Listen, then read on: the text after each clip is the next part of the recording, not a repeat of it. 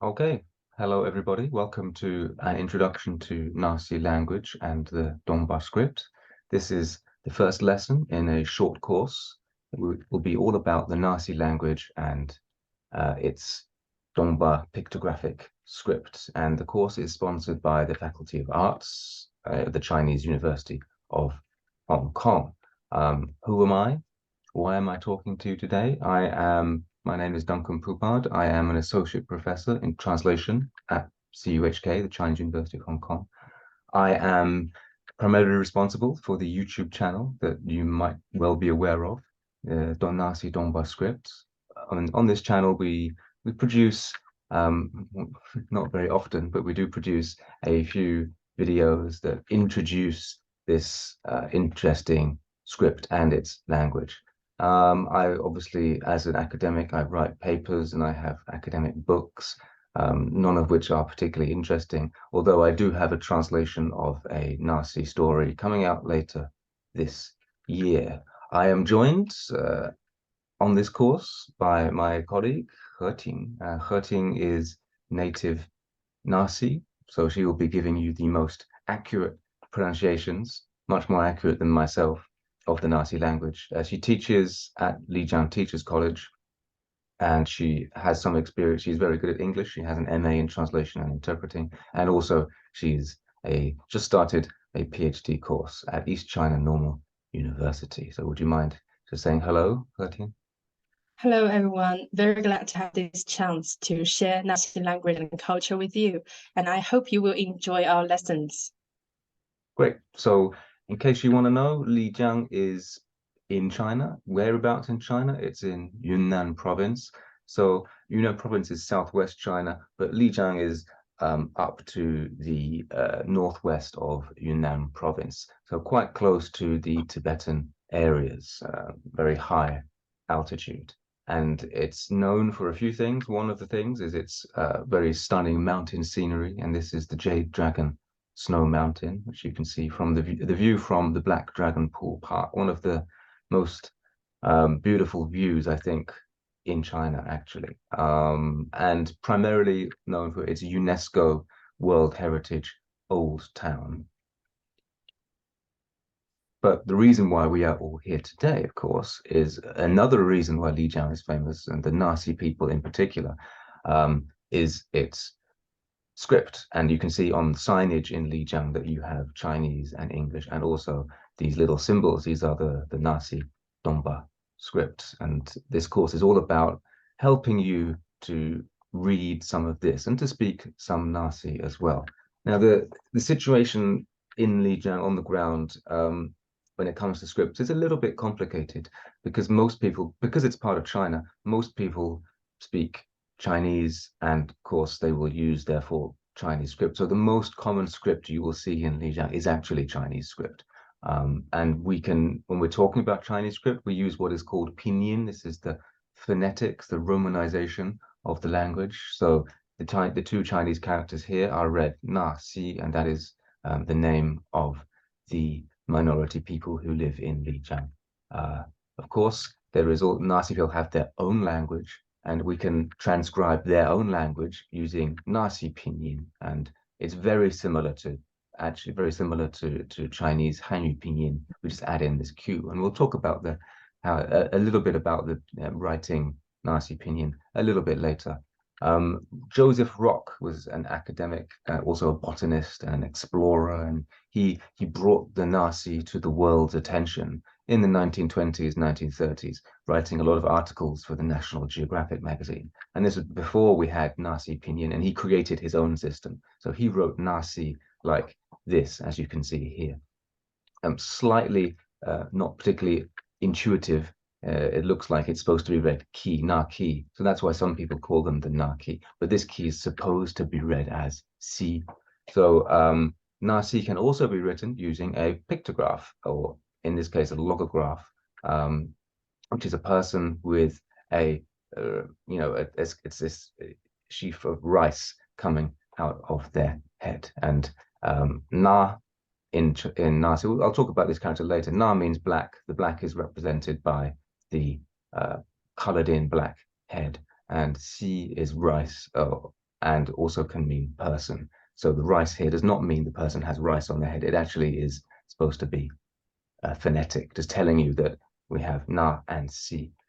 They also have another script called the Gerber script, which is purely syllabic, and Naxi will be written with these two syllabic characters, but it's less well used.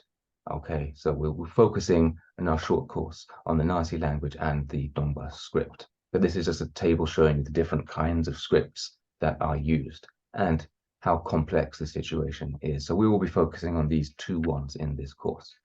Okay. Just to show you an example, just around about Lijiang, you can see here Chinese script. It means, study hard, and you've got Dongbas, work hard on your studies. And you have the Dongba pictographs followed at the bottom by the Naxi pinyin, so the Naxi reading of those pictographs there. Okay. So what's so interesting about the pictographs themselves? Beyond the fact that really nobody uses pictographic writing anymore in the world. Well, the Naxi used the pictographs to write all of these thousands and thousands of these manuscripts, these ritual manuscripts. And you could find these manuscripts in museums and libraries all around the world. So in a way, if you learn Naxi and you learn the pictographs, then you can access a little bit. It's very difficult. So these are written in a very special way, very different from modern Naxi, but you will allow yourself the chance to access this amazing corpus of ritual literature, which very few people actually know how to read. It's not just used to write these ritual manuscripts. We can see Naxi writing. This is Chinese followed by Naxi writing all around Lijiang. People sometimes do use it to write. This is a songbook. These are the lyrics to a song written out, a Naxi song written out in the Naxi pictographs. So why should anybody bother studying Naxi? Well, like I've said, it gives you access to their unique culture. It's the only pictographic/logographic script in the world. It's I will use the word pictographic, although it's not 100% accurate. It doesn't matter. For the purposes of this course, we don't need to go into academic descriptions of what the writing should technically be classified as. The point is, it evolved from pictures. It evolved from pictographs. So really, why study Naxi then? These days, when you go traveling, you probably know that we have a host of different applications and tools that we can use to help us translate, based upon machine translation algorithms. You will probably never be able to use such tools for Naxi because we won't have enough data to support those algorithms, and people won't invest the time and the money in actually making those tools for Naxi because it's a minority language. So we will have excellent machine translation for most of the world's major languages in the future. It's already quite excellent now, actually, but we won't have it for the minority language. So these are the kind of languages I think that will be the most rewarding for study.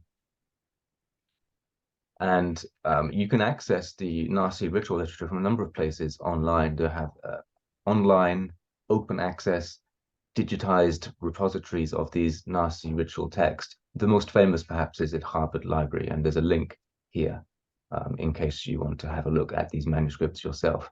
Leiden University also has a very good digitized collection of Naxi manuscripts, and there is a link here for that. Okay, so what are we doing on the course? We will have 6 lessons. Each of the lessons will have a corresponding homework activity. All of these lessons, we're going to be introducing some new vocab to you, some simple dialogues and how to write some of the graphs.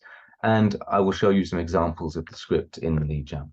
All of the lessons, so we are currently pre-recording the lesson, this first lesson, and then you will have access to the link to download the lesson. If you have any questions about the lesson content, we're not going to pre-record all of them at the same time. We're going to record them. We're going to stagger the recording. So we'll give you time to actually look at the lesson and then ask questions. And then we can try to answer those questions in the future lessons. So to make it a little bit more interactive, okay. Not a comprehensive course, obviously. 6 lessons would only take you so far. So I really want you to see this as more of an introductory taster of Naxi language and Dongbas script.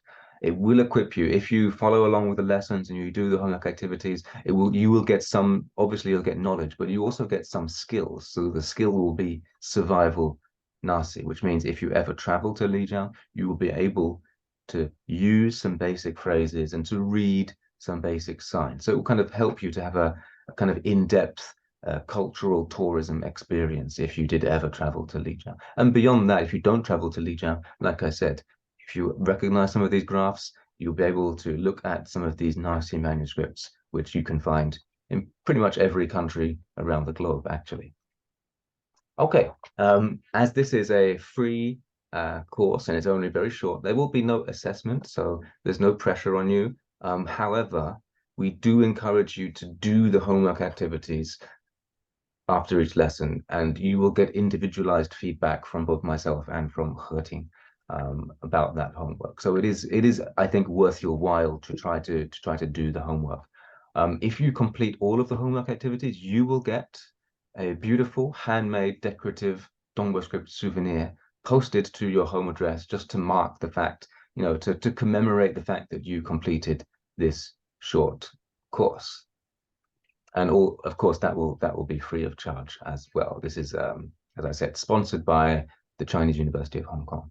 Okay, so as we go through this course, you may find yourself wanting to write some Naxi. So I'm going to provide everybody with an eDongba software and a software license, so you can actually write Naxi on your computer. If you can't use it or you don't want to use it, now this is only Windows compatible. So if you are using a Mac, then you won't be able to use it. So you can just write on a piece of paper. That's also fine. And also perhaps writing on a piece of paper, writing out the graphs will help you to learn them actually better than typing, of course, because of the muscle memory. However, I just wanted to give you a quick taster of this software. So once you install it, you can click on the eDongba icon. Now, the problem with eDongba is it's only really a font. So if somebody else doesn't have the font, then they won't be able to see what you have written. So I find a lot of the time when I use this software, the best thing to do is to use it in Paint, and then you can save the image as a JPG instead of a font text. So you want to open your application, your eDongba application, by clicking on the on the shortcut, and you want to have, when you've got your text selected, you want to have the font. The font is Dongba and Geba. And so we have our input here, and we have it in English, so it says EN here. So you can type something in English like horse, and then you have a number of graphs to choose from, and you hover over, it tells you this one is Ra horse. So I can press number 1, and I get the sound, and I also get the horse coming out. We can also type in Naxi as well. So I change EN to click it, and it becomes Naxi. And then I want to write in Naxi pinyin. I can write, so horse is Ra, RUA, and I have here number 3. So I press number 3, and the horse comes out. So that's a very basic introduction to eDongba. If you want to play around with it yourself, then please do have a try. If you have any questions about it, then also please do ask me. Okay, so we're just going to go back here, and we'll jump straight into,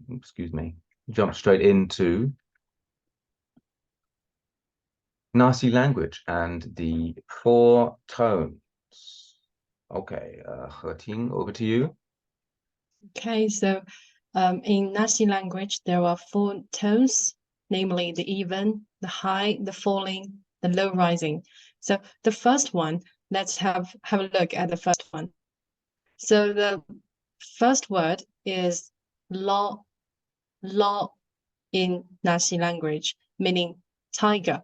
So the L can be sounded L, and the letter A can be sounded as O, then L, O, Lo, then it's the pronunciation of the word. And let's can we move to the second one? Yep. So let's move to the second one. You could see a letter L is in red, which symbolizes the high tone of the word. So it should be pronounced as lo, lo, meaning hit. And for the third word, the falling tone, you could see the falling tone symbolized by the letter Q in red here, and it should be pronounced as lao, lao, meaning hand. And the last one, the last word, is pronounced as la, la, with the letter F symbolizes the low rising tone, meaning wax or candle. Great. I would say there's no, I've added a few graphs here just to show you these words in pictographs. There is no pictograph for candle. So I have actually used a syllabic character here. This syllable is just a generic la. Herting, could you repeat the difference between the even tone and the high tone, so people can just again get a grasp of, you know, the difference in pitch between the even and the high? Okay, so let me repeat all the tones again. And the first, the even tone is la, la. The second, la, la. The third, la, la. The fourth, la, la. Yeah. Thank you very That's much. it. Yeah, so really when you're looking at Naxi pinyin, you want to be looking for these final consonants, because if you have an L, that indicates the high tone. If you have a Q, indicates that the falling tone, and then the F is the low rising, although we very rarely see the low rising tone. So really we're looking out for the L and the Q, which indicate tone, so that it doesn't mean we're reading out those consonants. They're just there to indicate the tone of that particular syllable. So Naxi is a tonal language. It's really quite difficult, I think, for people who speak non-tonal languages to grasp tonal language. Like, like myself, I speak English, so it's hard for me to get the tones correct. So really, you want to be just listening to Herting, and you have the audio files as well. So just listen to those and try to copy as best you can what Herting is saying. Okay, so we're going to delve now into our vocab. So I'm going to open up the lesson PDF, and we're going to go through the vocab. Herting will talk to you about the pronunciation of the words. Then I will talk to you about the characters. Okay. Okay. So let's have a look at the first word. It is pronounced as ngo, ngo, ngo, meaning I. So you could see here there is letter Q symbolizing the falling tone. So it should be pronounced as ngo, ngo. And with there is the NG sound is the pre-nasalization sound in this word.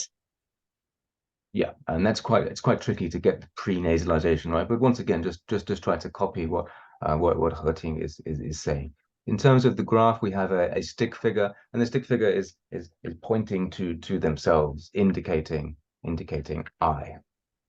And we were going to come back to a bit of writing after we finished looking at the vocab. So number 2 is the word ngu, ngu, ngu, meaning you in a polite way. So originally it is ngu without any tones, namely the even tone, meaning the pinewood effigy used in rituals. So also in this word, the letter L symbolizes the high tone of this word. There are other words in Naxi for you. This is the polite one. I think it's the best for people who are just learning the language. We may introduce other ones later. Okay, let's move to the word number 3. It's wo, wo, wo, with the letter Q symbolizes the falling tone, meaning yes. So originally it can be pronounced as wo, meaning 5. So you can see wo here is without any tones, or we can say it's the even tones. So it should be pronounced as wa, but in the number word number 3, there is a Q, which is symbolizing the falling tone. So it should be pronounced as wa, wa. And this is a very useful, I mean, Hurting can attest to this, I think. Would you say this is a very useful word to know? If just like in English, if someone's saying something and they're rambling on, going blah blah blah blah blah, and then you don't really have anything to say in English, you can just say yes, yes. Yeah. The same goes for Naxi. Is that right, Hurting? Yeah, yeah, that's the same. So if I'm talking a lot and you just want to say yes, then you would just say what. Then I could say what. Yeah. What. And in terms of the graph, as we can see, it's just the number 5, and the number 5 is written with these 5 marks, like so. So that's originally what it is. It's borrowed, so that the pronunciation wa is borrowed for yes, with the final tone added. Okay. So let's move to the word number 4. It is mo, meaning not. And even tone, so we don't have any final even tone. Final consonants. The graph itself is very simple. It's this kind of crescent semicircle shape with another semicircle in it, and some people say it represents an empty trap, hence not. Some people say it represents kind of the last final slither of a waning moon, which I think perhaps it sounds a bit more accurate to me. Very important word, mo. You can put word number 4 not together with the word number 3. Hurting. It's mowa. Mowa Meaning, also means not. yeah, no, not. Yeah. No, not. Yeah. That's not the case, something like that. Okay. Yeah. So word number 5, o, with the letter L symbolizing the high tone. So it is particle and preverbal question words. Yeah, so this sounds a bit complicated. It doesn't really have any fixed, definite meaning, but if it comes at the beginning of a sentence, it might actually turn into a question. It looks like a mouth with some sound emerging from it, and so it's this kind of pre-verbalization. It's quite important, but like I said, no real fixed, definitive meaning in this case. Yeah. Okay. Yeah. So next word, la, meaning healthy, and you could see here a apostrophe here, la, and the first la can be sounded as la, even tone, and the next one, the laq, is the falling tone. So it should be pronounced as la. And it's quite important for us to have an apostrophe here, because the second L sometimes can be the symbol of another tone. So it's actually avoiding some ambiguity here. Yeah. So if you see the apostrophe, it separates those syllables. So you know that it's la, the even tone, and not la, the high tone, and that this L is attached to the beginning of the next syllable. Yes. So that's quite important. So this means healthy. Also, a fairly good word to know, as we'll find out soon enough. Tiger and hand don't have any connection to healthy in terms of their semantic meaning. It's just the sounds are being borrowed to come together to mean the Naxi la, meaning healthy. Yeah. Next word is lay, with the even tone here. So it is usually the sentence final question word added for clarity. So originally you can see here is lay, meaning roe deer. Yeah, and once again, it doesn't have any real kind of fixed, obvious, clear meaning. But when we put it together into sentences, as we will see, then it does have some function. So by itself, no clear definitive meaning. Okay. Mm-hmm. The animals are quite hard to write. But we won't start off in lesson 1 with writing the animal heads. We will do that maybe a bit later. Okay. So the word number 8 is one. One. So with the Q symbolizing the falling tone here, meaning who. Yep, and 2 syllables. The first syllable is simply just and then ne. We have the this pre-verbalized question word, and then we have a leaf from a plant. Okay. Mm-hmm. The word number 9 is me, with the Q symbolizing the falling tone here. So it means name or to be named. So originally it's me, the even tone here, meaning fire. So you could see 3 flames here. Yeah, so if you see this graph, it means fire, but it might not mean fire. It could mean me with the falling tone, name or to be named. Yes.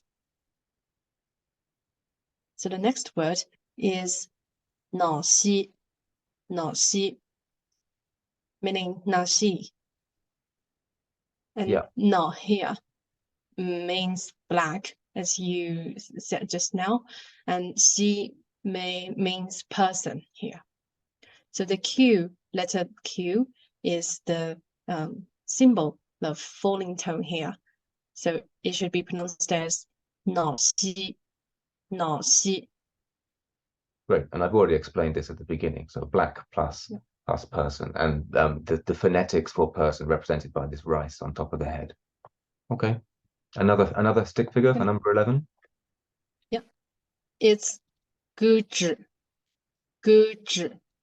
So 2 syllables here, and 歌 is the even tone, and 止 is with the falling tone, meaning language. 歌止. Yeah. 歌止, and very important word. We have a stick figure, and out of their mouth is words emerging. So you can see actually the automatic AI description says a black stick figure with a lightning bolt. That's not a lightning bolt. It is language emerging from the mouth, and that's the word, the graph used for 歌止, language. Okay, the word number 12 is 不, with letter L symbolizing the high tone here. It means to be able to. So in the brackets, you could see here it's originally the word 咕, with the even tone, meaning garlic. Yeah, and so you might be thinking, why is it, why are all these words meaning different things to what they look like? Because lots of times, that's why we can't really have a truly pictographic writing system, because lots of concepts are very abstract. So to be able to is an abstract concept. How do you represent that in a pictograph? In this case, you simply just borrow a graph that sounds similar to that word. In this case, the graph for garlic becomes to be able to, just with the high tone added. And as you can see, I've given you, this is the pictograph and then a picture of garlic. So the two what look like cat's ears. In fact, the AI generation says a black cat with ears.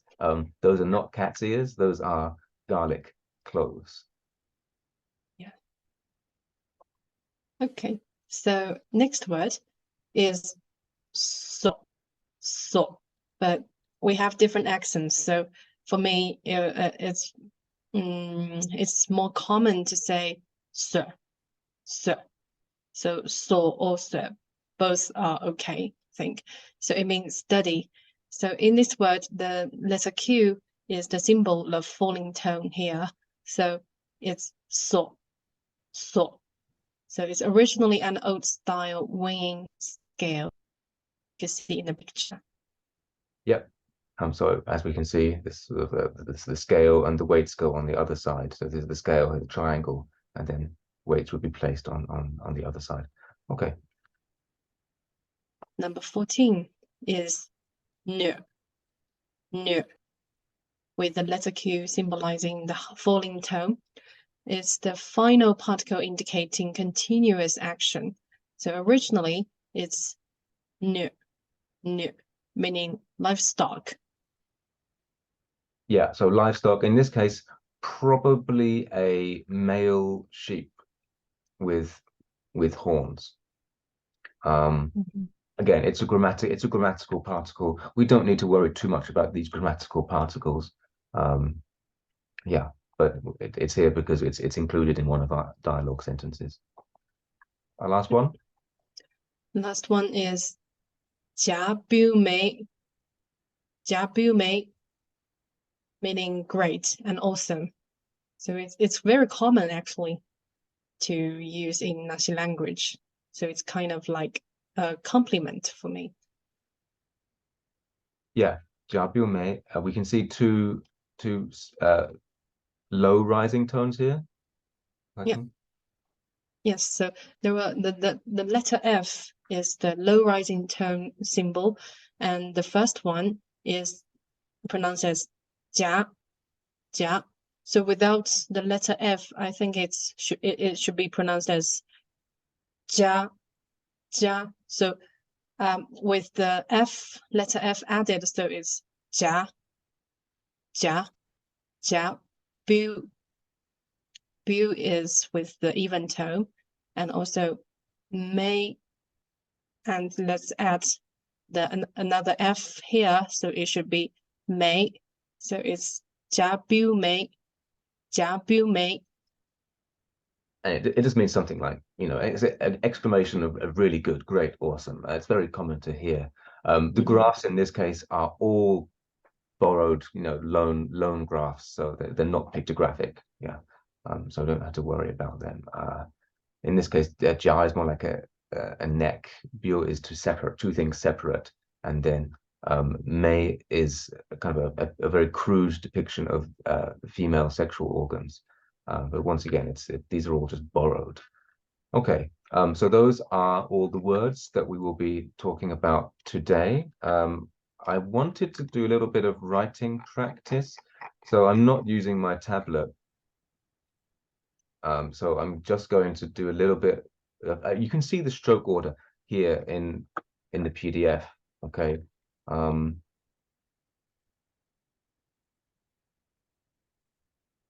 So let's just say we wanted to write this I. I'm gonna get my watercolor brush up. So you start with the head, something like this, and then we do the legs, and then the next stroke is like that, right? So then you have the hand and the arm pointing to yourself.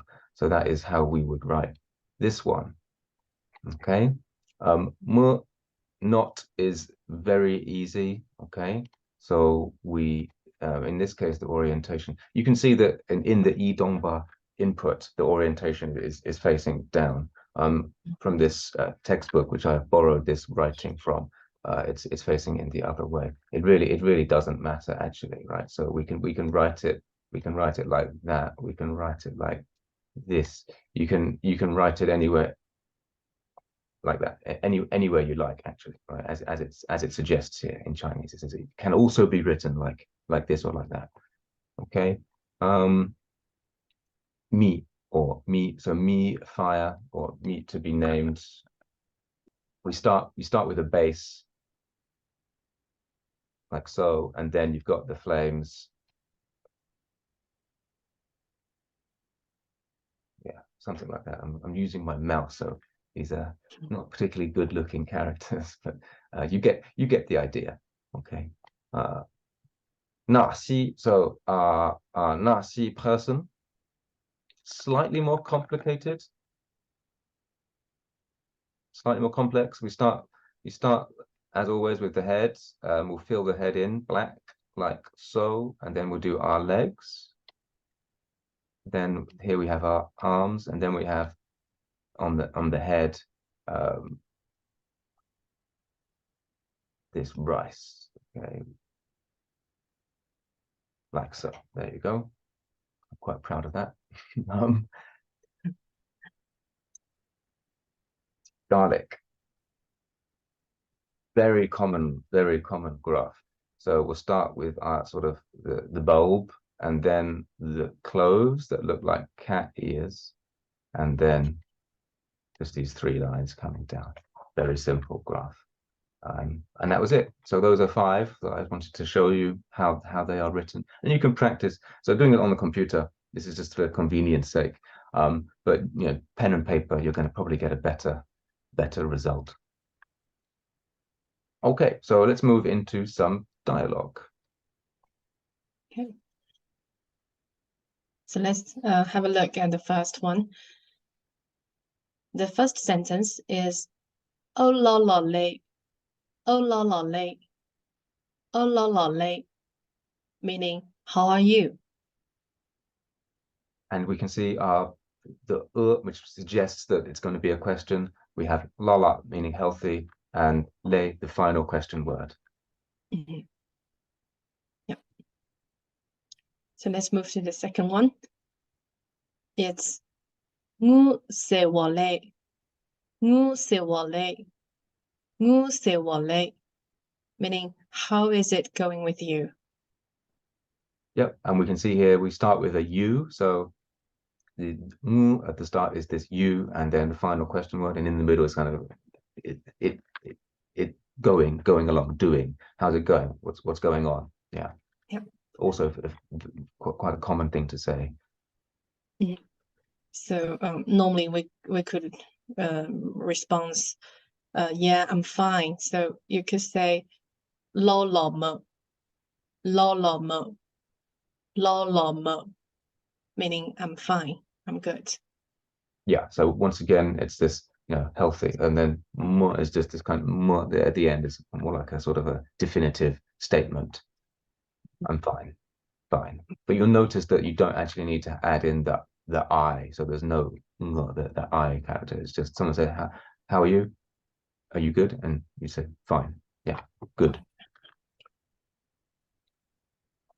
The next one is ngu ane mi lay, ngu ane mi lay, ngu ane mi lay, meaning what's your name? And in terms of breaking it down, we start with you, and then you have ane, which is this who, in this case, more like what question, and me. So name, and then the final question word, lay, just turning it all into a question. And what's your name? And to answer that, we could say ngo me. For example, I think we can move to the next answer. For example, you could say no Lucy me. yeah. No, So you put the name in the middle here. Yeah. Yeah, let's put the name in the middle. So we could say my name is Lucy. Then in Naxi we could say no Lucy me. No, yeah. And I would Lucy me. say no Duncan me.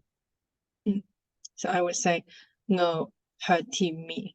No Hurty me. Or you could just say no Lucy wo. No Lucy wo. Also meaning I'm Lucy. Yeah. So I mean the difference here is, so you got the I, and then the name, and then the verb at the end. So Naxi, in terms of grammar, Naxi is a subject, object, verb language generally. So the verb goes at the end. In this case, the me is a verb, to be named. So you put your I and then your name and then to be named, and you can change that verb to just the simple to be verb. So I am so and so, which is also a simple way of doing it using the wa graph. Okay, another question. Okay, next. 脑西哥指欧姑，脑西哥指欧姑，脑西哥指欧姑 meaning do you speak Naxi? Yeah, very important question. If you go to Lijiang, people people might ask you this question: do you speak Naxi? So we start off with the Naxi, and then so that's Nas, the word for Naxi, and then Guzhi, meaning the word for language, Naxi language, the question word, and then Gu, So it's this gu means to be able. So add in the question word gu, then it's are you able? Are you able to speak? So you're kind of like working backwards. Are you able to speak Naxi? Yeah. And then an answer might be Naxi gu zhi gu. Naxi gu zhi gu. Naxi gu zhi gu, meaning I can speak Naxi. so Naxi Guzhi. So Naxi language. In this case, we have the garlic meaning gu, to be able. So able to speak Naxi. I can speak Naxi.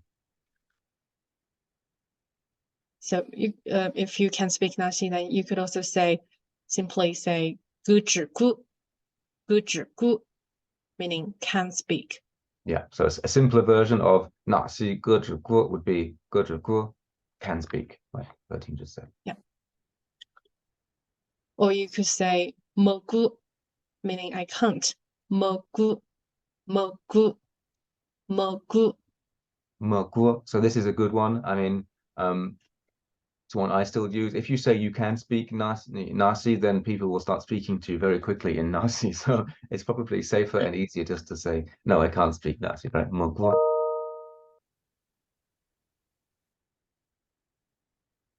Or if you are trying to say I am learning Naxi, then you could say nge Naxi gu zhi sun ne. Nge Naxi gu zhi sun ne. Nge Naxi gu zhi sun ne, meaning I am learning Naxi.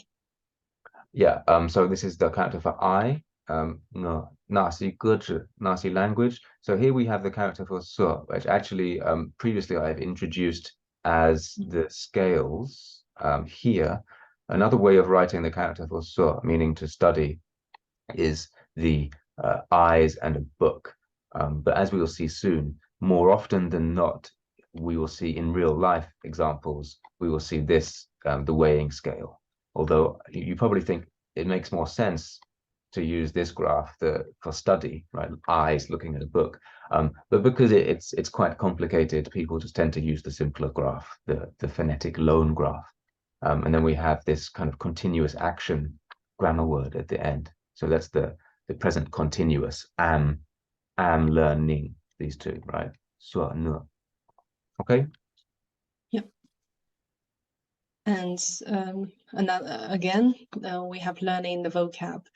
甲表美, 甲表美, 甲表美, meaning wow, really good. Yeah. So if Herking asks me this question, 脑西骨指凹骨, yeah, 脑西骨指凹骨. this question, yes, sorry.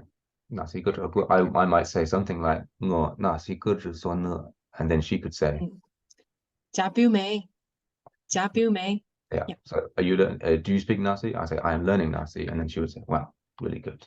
Okay, so a very simple dialogue. Some what's your name? My name is.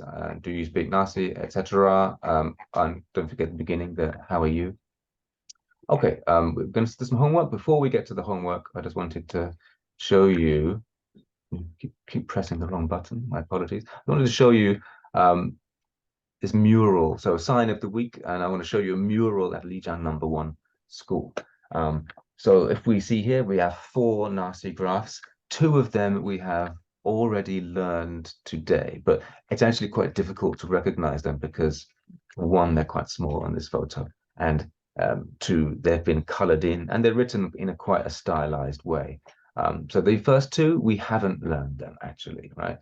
These first 2, Herting? Yeah, it's pronounced as te meaning book.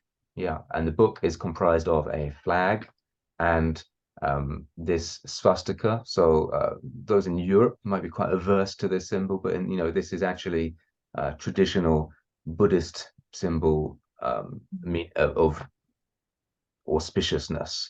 Yeah, and used in Naxi to also mean good, something that is good. In this case, both of them are just used for their sound, right? Is book.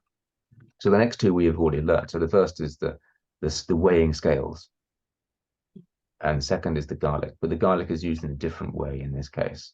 So all these 4 are red, hurting. 태극설구, 태극설구. So we have a book, study, place. In this case, the gu is not the high tone, it's gu meaning place. So suo gu, place where one studies. So just from learning, a few Nazi graphs, we can start to decipher some words on the sign. So if you see the scales, it might mean scales, but it probably on a sign in Lijiang, it probably means study actually. Okay. So a school is therefore a book study place. You can also write Taylor in one graph like this with the flag on top as a phonetic and a book on the bottom as a semantic component. So Taylor book, so, and then good at the end, which I haven't repeated, but so could also be the eyes looking at a book. But like I said, more often than not, you will see it as the weighing scales. For example, where Heting works, which Heting works at Lijiang Teachers College, and you have their name in Chinese, English, and Naxi, and the college part in Naxi is Suo. So we can see here the weighing scales once again, written in a slightly different way, but recognizable. And the garlic, in this case, meaning not garlic, not to be able to, but place. Okay, so I just wanted to show you, the more Nazi you learn, these signs start to make sense, and it can be very rewarding, I think, to read them.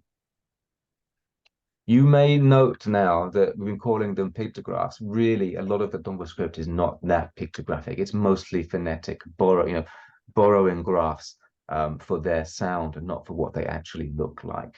So that's why book can be written flag plus that auspicious swastika symbol, auspicious in Buddhism. And school can be weighing scales plus garlic, right? And you might be disappointed because, that's not what pictographs are supposed to be. But it's really the only way that the Dongba script can be a true writing system connected to language. Because, otherwise, if you're just writing pictures, how do you write complex grammatical or abstract ideas? Yeah. So it's a mixture of pictographs with a lot of borrowed graphs, borrowed for their sound. Yeah. Okay. So it is slightly misleading to call it pictographic, but it's really without getting too technical, one of the best words we have.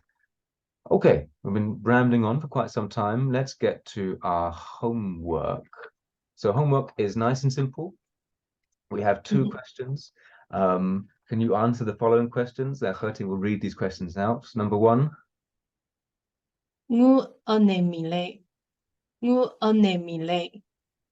So it's from our dialogue. What's your name? And question number two.